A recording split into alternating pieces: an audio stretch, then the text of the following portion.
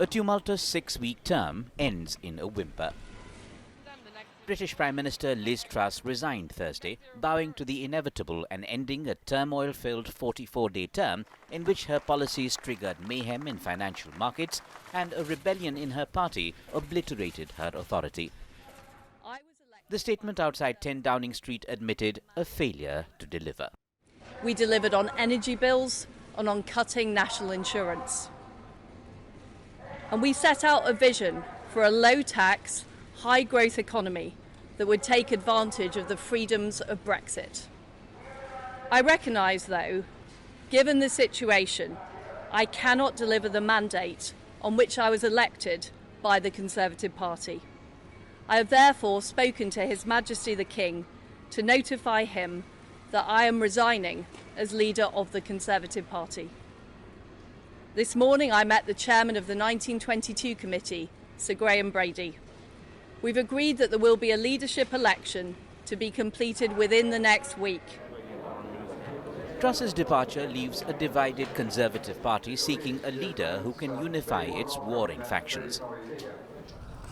Rishi Sunak, Britain's former finance minister and Truss's main opponent in this year's Conservative Party leadership race, is now seen as a favourite to replace her.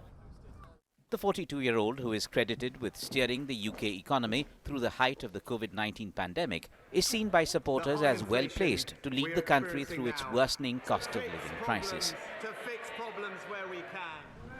Also in the running, former Defence Secretary Penny Mordaunt, who surged to prominence during the summer's leadership race before finishing in third place to Truss and Sunak. Former Prime Minister Boris Johnson's name is also doing the rounds. Despite being ousted from office just 3 months ago, some Tory MPs have suggested that Johnson could return to the top job.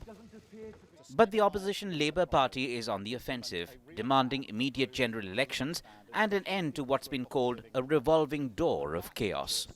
Well, what a mess. And this is not just a soap opera at the top of the Tory party. It's doing huge damage to our economy and to the reputation of our country. The public are paying with higher prices, with higher mortgages. So we can't have a revolving door of chaos. We can't have another experiment at the top of the Tory party. There is an alternative, and that's a stable Labour government. And the public are entitled to have their say, and that's why there should be a general election. Can Truss's successor bring back a long-missing stability to the Conservative Party and to the country? The United Kingdom is far from out of the woods just yet.